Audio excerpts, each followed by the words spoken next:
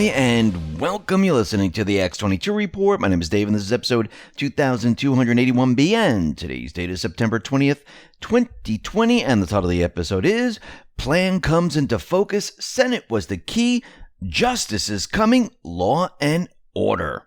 Let's talk about your health. There's one diet that athletes, celebrities, and high performers are swearing by. You'll probably heard of it. It's called keto. Keto is being praised around the world because it's widely effective at boosting metabolism, elevating energy, and enhancing mental focus. But for many, it's an extremely difficult diet to follow. Some experts agree it isn't even sustainable in the first place because it requires cutting out delicious carbs like bread, pasta, and fruit. If you want the benefits of elevated ketone levels without having to actually do the difficult parts of the keto diet, you'll want Keto Elevate. Keto Elevate is the most advanced MCT powder on the market today because it only provides you with the pure C8, which is the most ketogenic of all MCTs, fueling you with quick, clean, natural energy. Keto Elevate powerful support ketone production, whether you follow the keto diet or not. That's right, it can help you elevate ketone levels even without the strict no-carb policy. Get your own bag for 51% off and free shipping by going to ketowithx22.com. That is ketowithx22.com. Or click the link below. Let's get into the economic collapse, political, and geopolitical news. Now, the Patriots plan, the plan is now coming into focus. It's amazing how all of a sudden pieces start to fall into place and how the plan takes shape to have countermeasures against what the deep state is trying to do. And we know that RBG just passed away. And this is just another piece to the puzzle. And we can see that the deep state, the mainstream media, the corrupt politicians, they are panicking like we've never seen before. It's just not, oh, something's happening. They are extremely afraid of what happens next because they understand that Trump, with what just happened with RBG, he completely countered everything they were trying to do. And now they're trying to use the idea that he cannot nominate a Supreme Court justice until after the election because they know that once he gets the Supreme Court justice in that position, it is game over. And they're going to do everything they possibly can to stop this. We'll be discussing a little bit more about this a little bit later and how the Patriots are going to push this forward. But let's talk about the panic here. John Brennan right now, he was on MSNBC and he was talking to MSNBC about what has been happening. And he says that after listening to the public statements of Trump and Barr, especially over the last several days, I'm more worried today than ever have been before in the health and stability of our government. What is he really worried about? Is he really worried about the health and stability? Well, maybe of the deep state government. He's worried about himself. He's worried about how much control the Patriots have now. He's worried about the Durham investigation. Because remember, who just interviewed him? Durham for 8 hours. What statement did he put out? Oh wait, he went through a third party, so he wouldn't be caught in a lie. He understands that there have been no leaks. They don't know exactly who he's been investigating. They have some idea. He doesn't know what the grand jury is doing. They have no clue when he's going to produce indictments.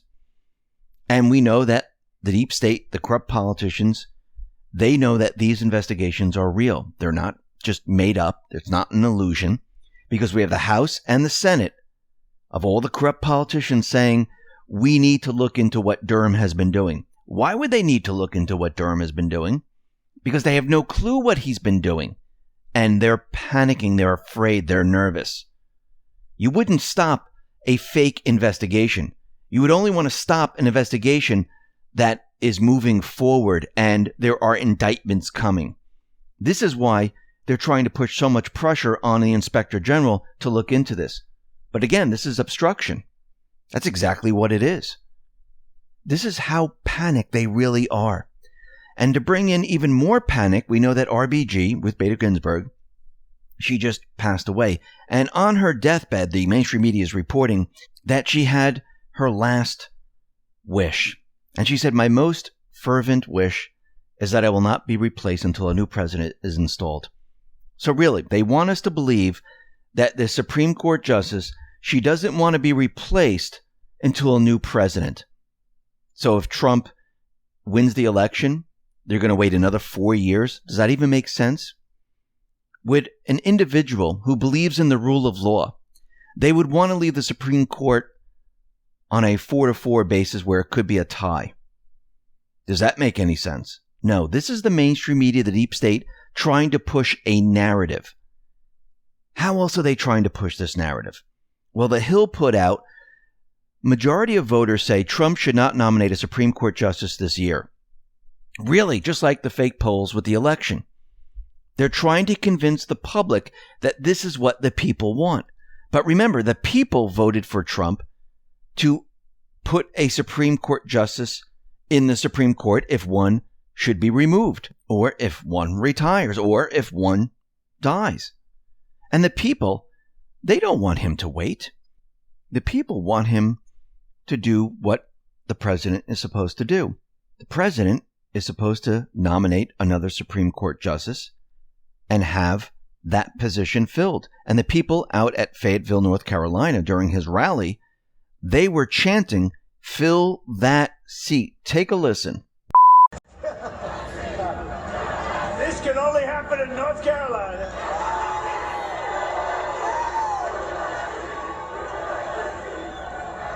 I hope you hear that back home. Look at all that press. That's a lot of press. That's a lot of fake news. A lot of fake news. Well, I hope they hear. So the chant, this is a new one. Fill that seat.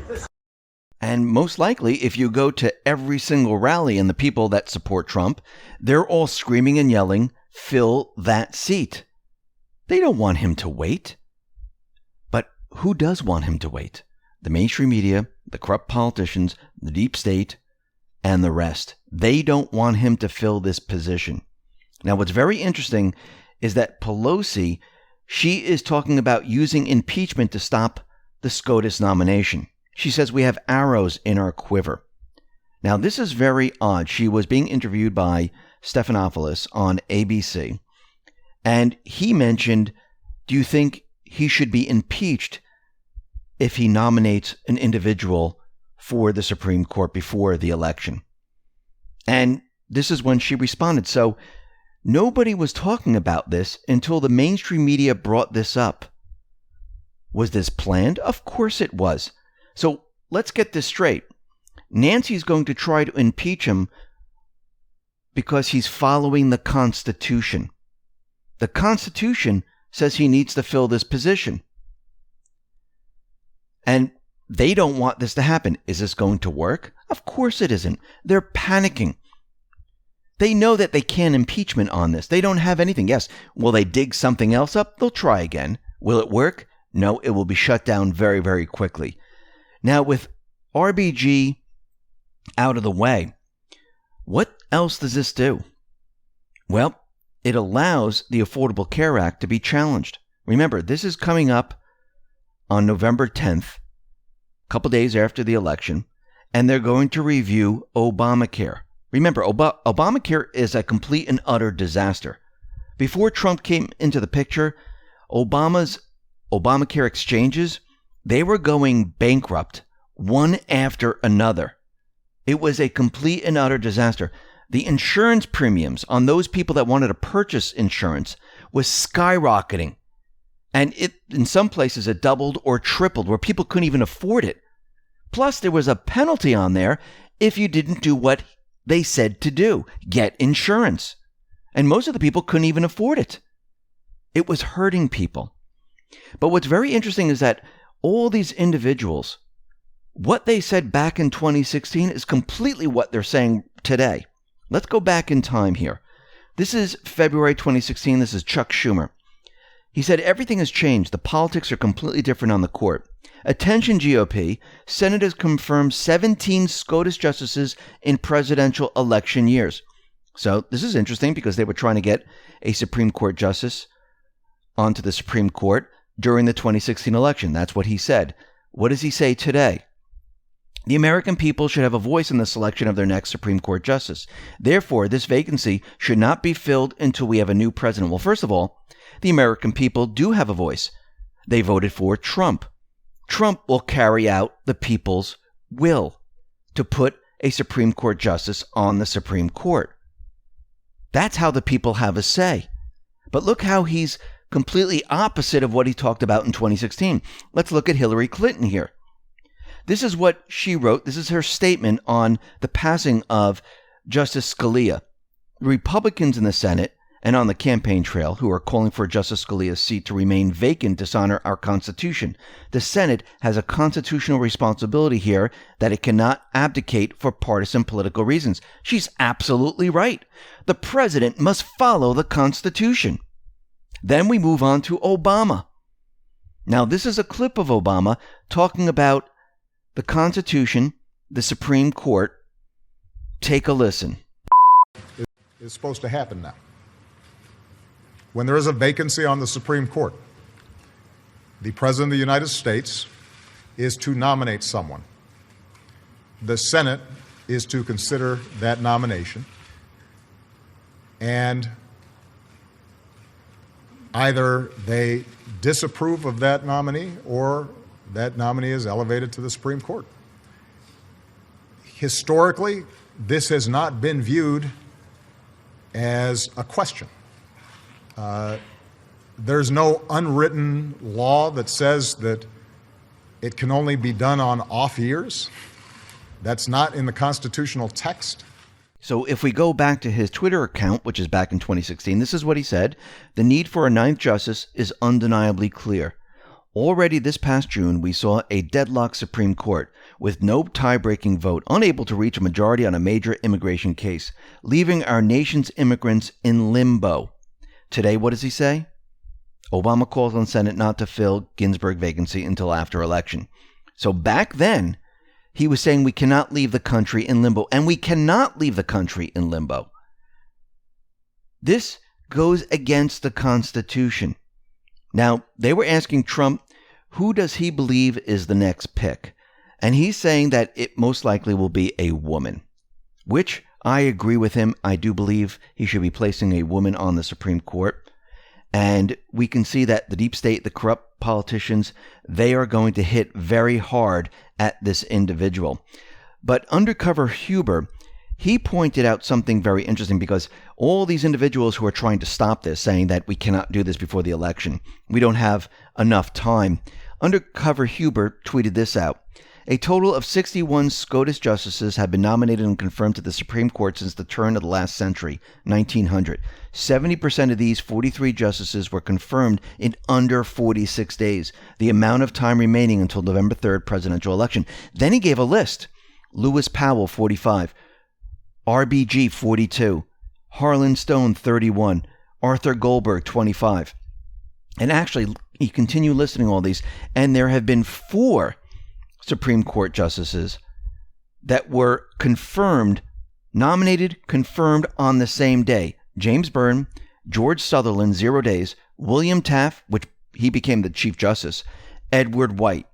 All these individuals were nominated and confirmed on the same day. And the list that he gave, it is completely possible. Now, we know that the Senate was always the key, was the target. Why was the Senate the target? Think about the Senate and think about the House. If Trump, the Patriots, went after the House and they lost the Senate, the House would be able to create laws, bills that would be passed to the Senate. What would the Senate do at that point? They would block every bill the Republicans passed in the House because they didn't control the Senate. Why did Trump and the Patriots decide to go after the Senate instead? Because it works in 2 different ways. One, it acts as a firewall, a shield. Everything the Democrats try to throw out there with these different bills, the Senate can block.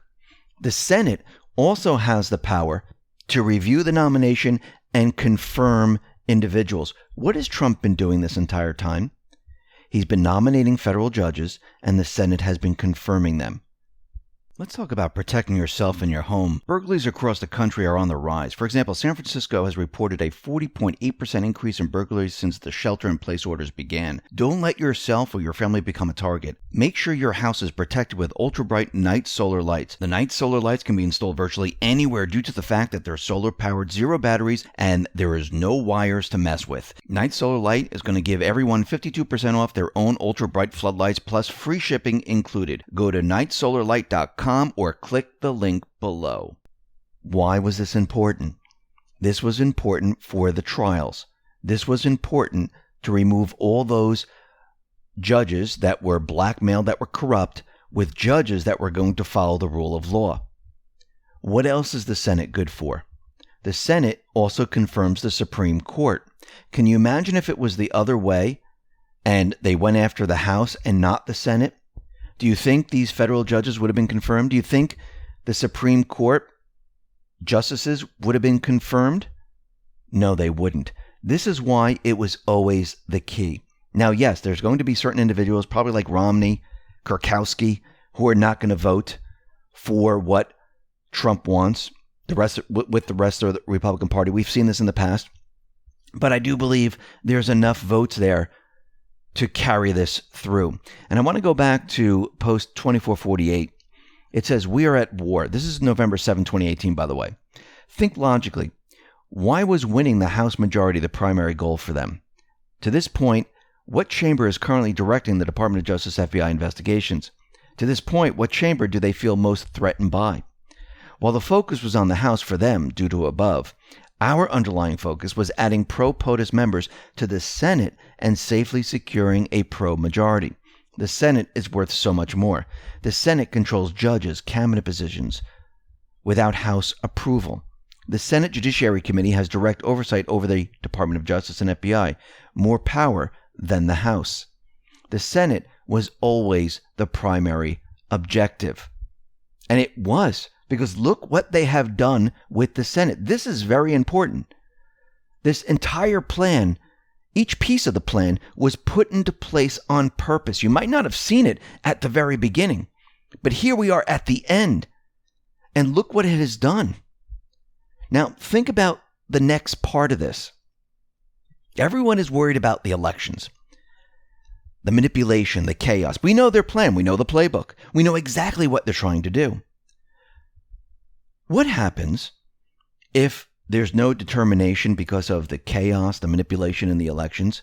Who decides the election? The Supreme Court. Was this done before? Yes, it was. There's already a precedent. Remember 2000? The battle between Bush versus Gore? What did the Supreme Court do? It made a decision. So everything the deep state, the corrupt politicians are trying to do, this changes the entire dynamic of the race. It's amazing how all these things just fall into place at the very last minute. Now remember, the Patriot Intelligence Insider has been telling us that what drugs are really being used with RBG. How is she kept alive? This was done for a specific reason.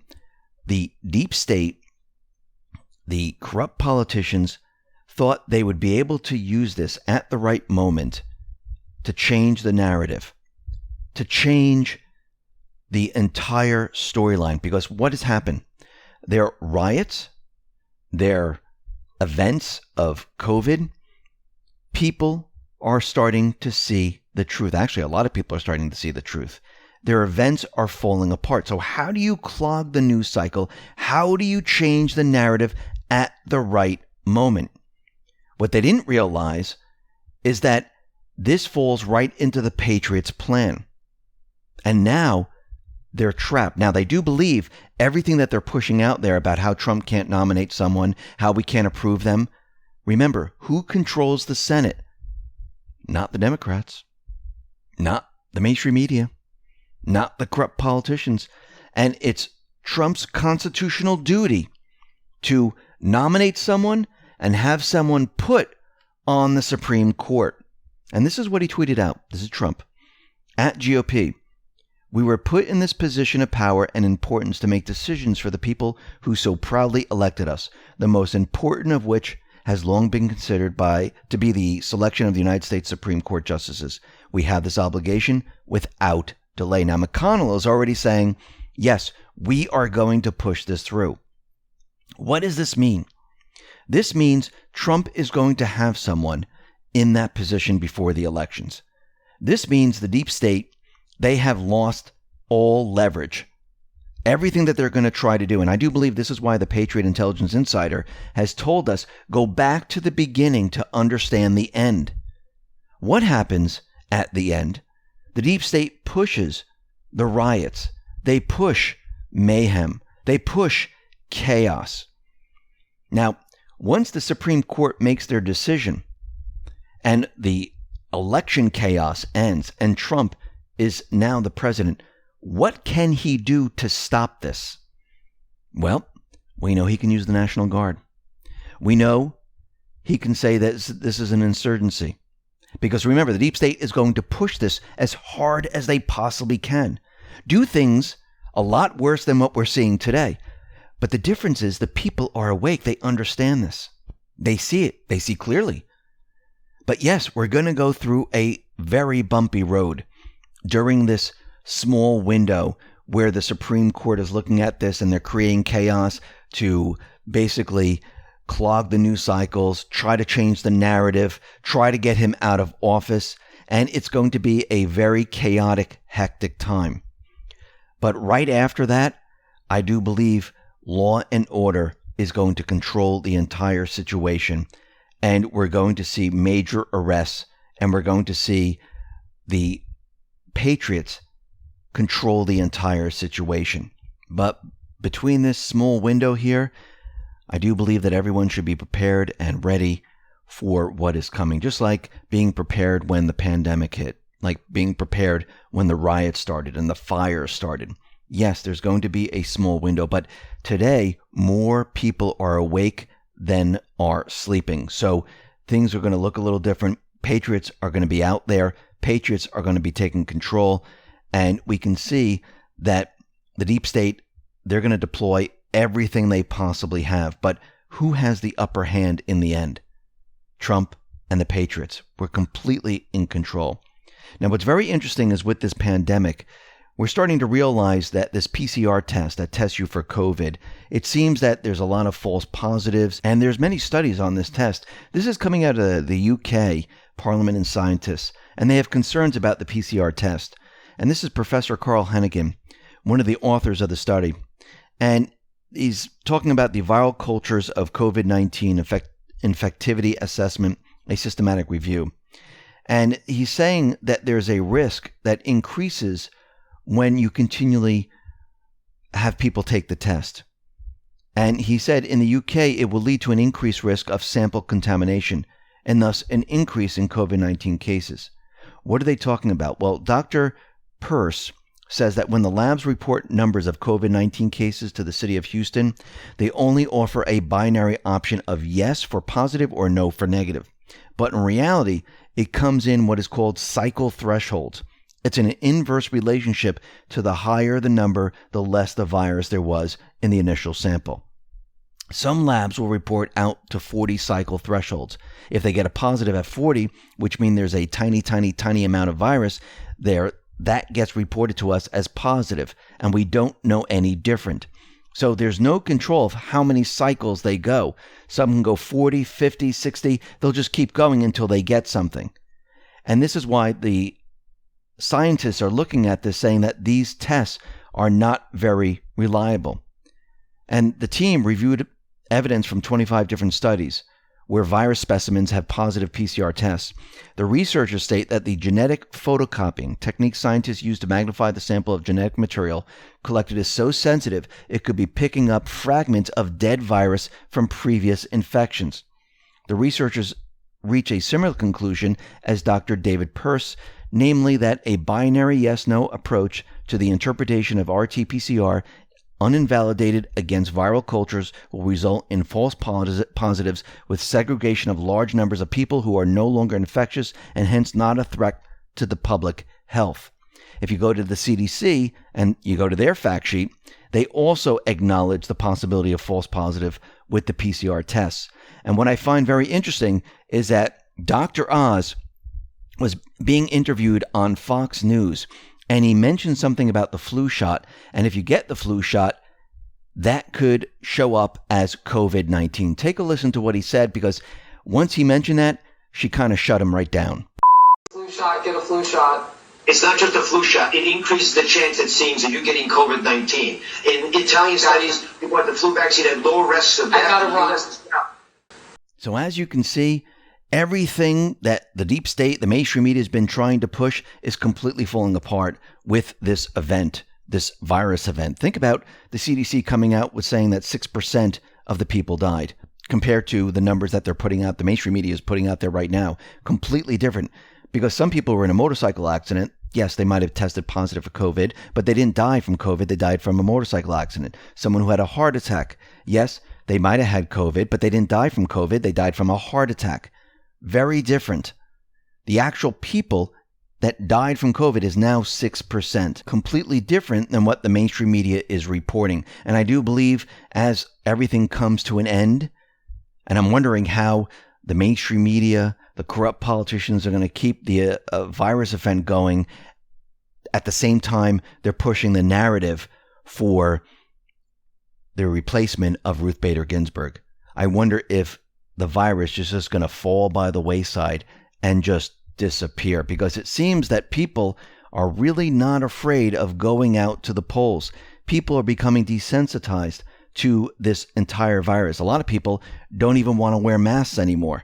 And again, masks from tests that have been done, they do not work. Those people who are in power, all the different organizations, if they want to prove that every single one of these masks work, then they should have to produce the proof. They just can't say it.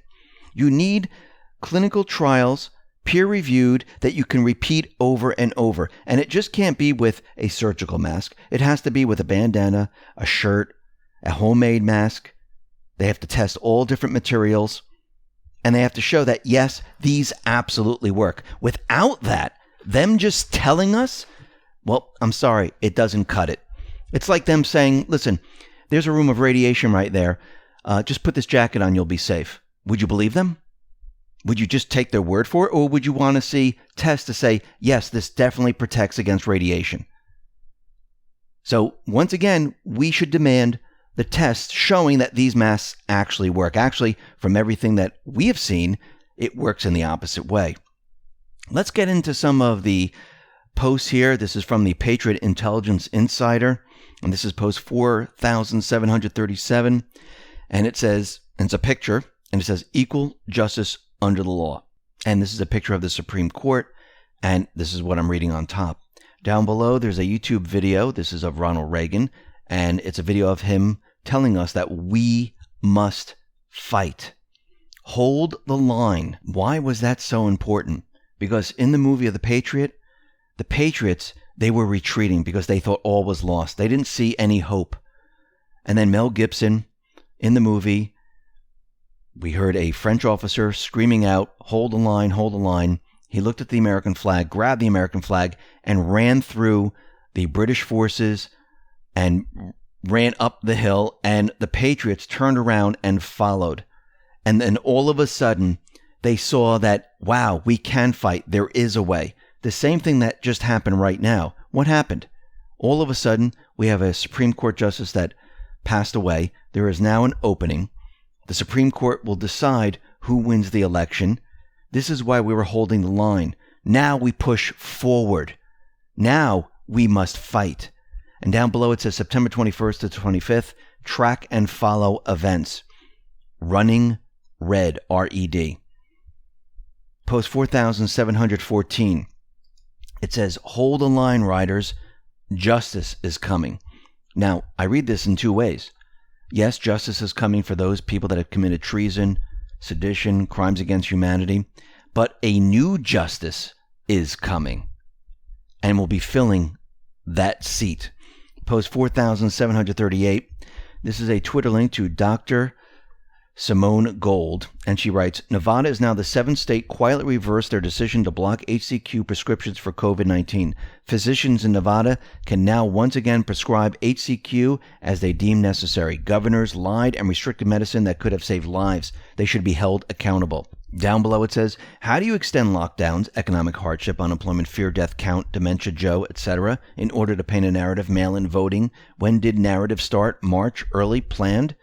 Needed to save lives, and ballot harvesting in order to generate future narrative election day +1, which casts doubt as to legitimacy of POTUS with constitutional crisis. Not all mail-in ballots counted. How many mail-in ballots lost or did not arrive in key battleground states which could have returned a different result? We must investigate who cast a vote but it did not register. We must go door to door if needed. Ballot harvest, or lives are at stake, the sky is falling, in order to legally challenge, delay results, enact riots and chaos in an attempt to overturn the coup d'etat. Crimes against humanity. What role will select military inserts play? The bribe, playbook, known. What did we learn from past attempts? Spying, surveillance, plus campaign inserts, plus White House inserts. Mueller, impeachment. Why did it take an outsider to finally deliver the start of peace in the Middle East? Why did it take an outsider to finally deliver the start of finally holding China accountable? The disease called corruption, running red. Now, what's very interesting is that Trump, every time someone resigns, someone is indicted, someone who is fired, or something happens where now the Patriots have the upper hand, he tweets out law and order. And on September 20th, 2020, he tweeted out law and order. It's like in Hunger Games, where the cannon is going off, letting us know that something just happened. Someone was arrested. Someone was indicted. Someone was fired. Someone passed away, which leaves a position open. And I do believe he tweeted this out at the exact right moment to let us know that patriots are in control. Listen, everyone, thanks a lot for listening. Be well, be safe, and especially be prepared. Thanks a lot.